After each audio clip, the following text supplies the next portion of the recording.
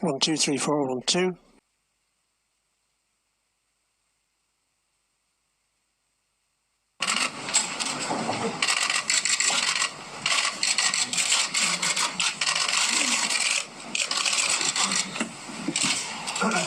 Good afternoon, everyone. We'll just let the photographers take a few pictures first.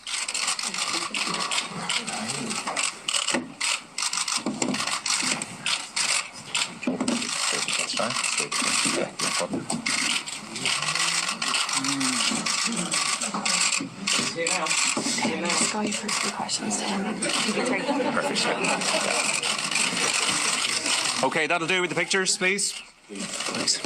Yeah.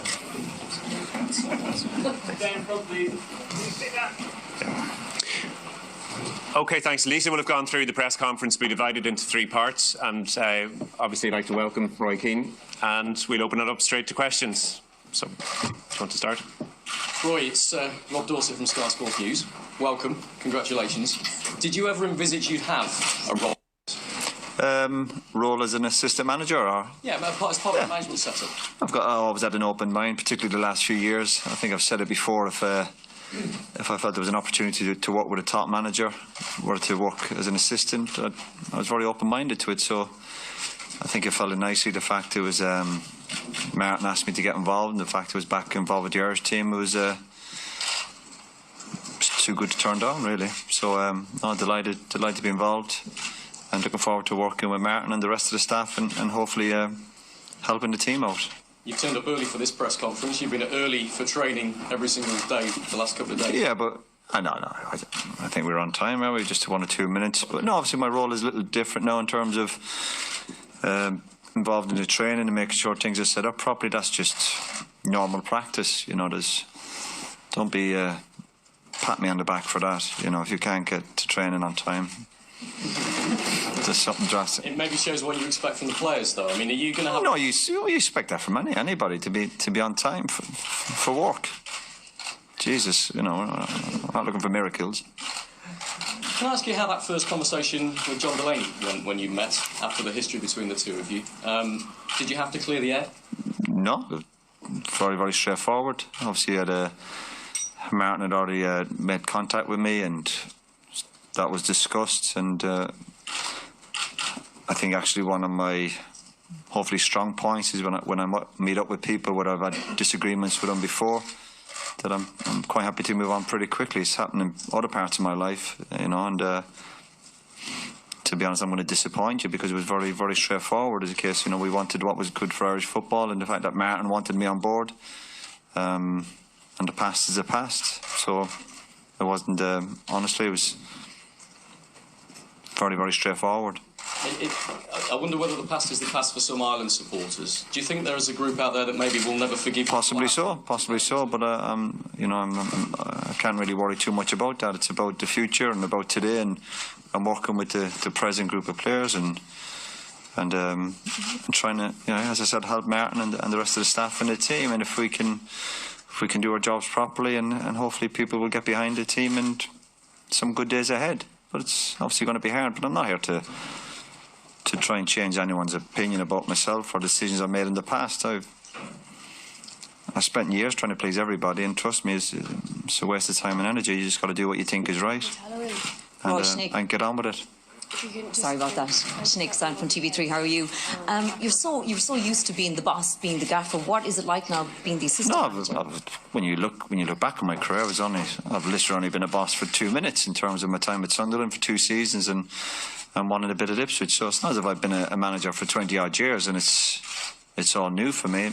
No, it's, as I said, I'm the assistant to Martin. So whatever I can do to help Martin and the rest of the staff, then that's fine. I'm not no big ego trip where I feel I have to be the boss or the manager. That's certainly not my makeup. I'm always there to try and help and improve the people. I think I've made mistakes before in terms of that, but generally speaking, I hope I get that right in terms of what buttons to press and what people I'm working with.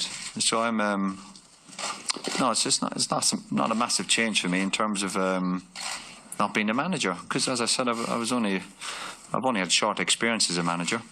I've generally been answering to people throughout my career, particularly when I was a player. and I have no problem with that, particularly when I'm working with people, you know, who show me respect. What do you feel you can bring to the Republic of Ireland setup? Good question. Lots of experience, lots of knowledge.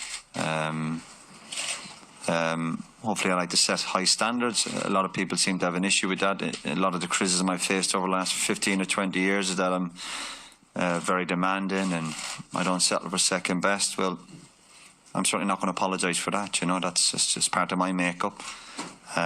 Hopefully the players will enjoy working with me. You know, I've got a lot of experience, played at a decent level, managed at a decent level, and but obviously I know I'm here to work alongside Martin, and hopefully lots to give a lot of the younger players who are coming through who won't have any hang-ups about the past. They might, you know, they'll enjoy working with me, and particularly the midfielders. As I said, surely I can bring something to them young boys, you know.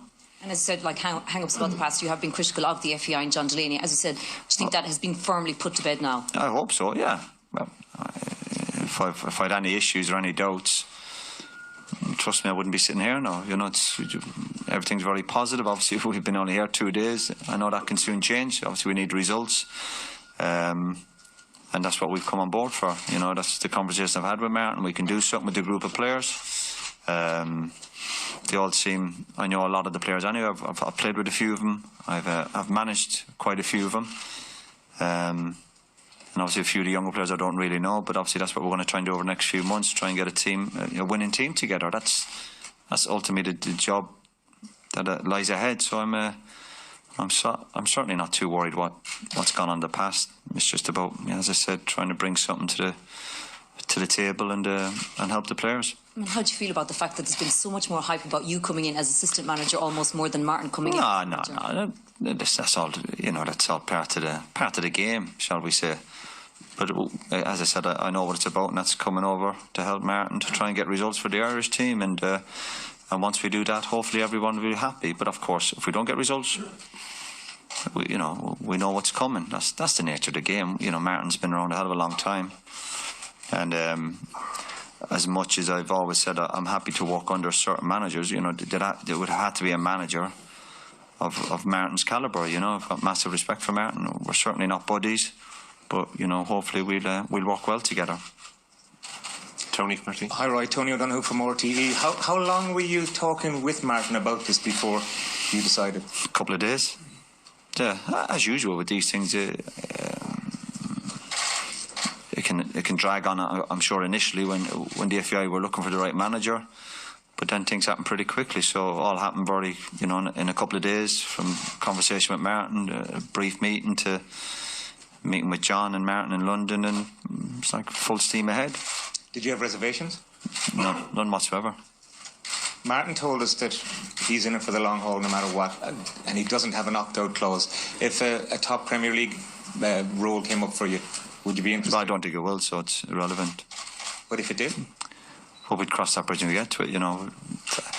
I think, as I said, we signed a contract for the next couple of years, and that's the focus. You know, I think it's always dangerous to sign any sort of contract thinking of some sort of get out or what might happen further down the road. That's not in the mindset. The mindset is, you know, Martin, I feel lucky that he's asked me. I feel lucky to be back involved in the Irish setup, and hopefully the players will enjoy that. You know,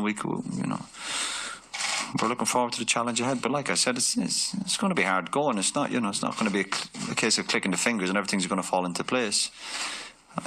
Ideally, I suppose we would have liked the game a touch earlier in terms of a competitive game, but that's just who it is. But we certainly have a number of months ahead to look at the players, and look at some of the younger boys, obviously get a few games under our belt, and make sure we're ready for, obviously, the first game, I think, is next September. So, no, that's not in my mindset going, well, what if something happens? And I've been out of the game for the last 2 and a bit years, and I've had 1 or 2 opportunities to get back in.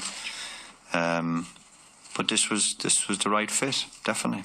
Is it a case, do you think, though, that the longer you're out of the game, the harder it is to get back in? Of course, I think that's obvious. I think sometimes it's easier to get a job when you're in a job. It's not as if I've been sitting back with my feet up. I've kept myself busy. Obviously, 1 or 2 TV commitments. I think that's been good for me, getting to see matches. And most weekends I'm out watching matches anyway. So it's, but it's still a big commitment. You know, I suppose people look, sometimes international managers or particularly maybe assistant managers almost look at it as a part-time role, but it's far from it. There's got to be that full commitment to it, and that's also when you sign the contract, are you fully committed, and you're not thinking in the back of your mind something might come up next week or next month. You've got to focus, watch matches, watch loads of matches, watch the players in different environments. Obviously, a few lads at clubs in terms of the Premiership, but a lot of lads in the Championship, and for me, that'll be a part of the job that certainly won't be hassle for me. Because as I said, I enjoy watching football matches. It's in my nature. Tony talked about luck, but do you think that the current squad was good enough to qualify for the World Cup? But everyone needs a bit of luck. Don't get me wrong, but also when you look at certain group tables or any league tables, you got to get the results. You got to go out and do the business. And the last few years, obviously, the team has struggled a little bit. And that's obviously no criticism of the previous manager. I think he'd done a very good job.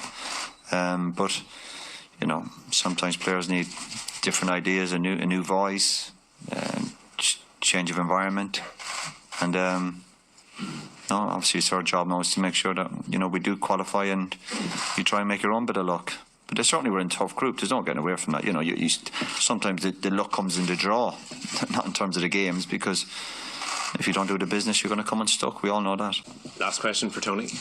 Roy, how would you define success for the next 2.5 years? Is it simply qualification? Yeah. Let's skip the chase. Here to qualify. We look forward to the draw in a few months. We look forward to the games coming up Friday and Tuesday.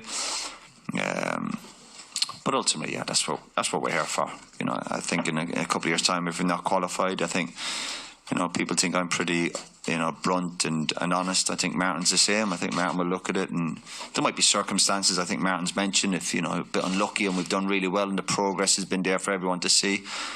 But in terms of qualifying, that's the remit. Let's try and qualify, and please God, if we manage to do that, then kick on and not just go to tournaments thinking, well, we've qualified, it's great. No, let's go and have an impact. But first and foremost, before you can have an impact on any tournament, you have to qualify. So that's the aim. Let's see how it goes.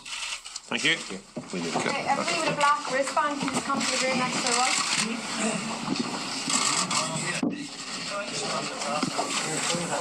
right.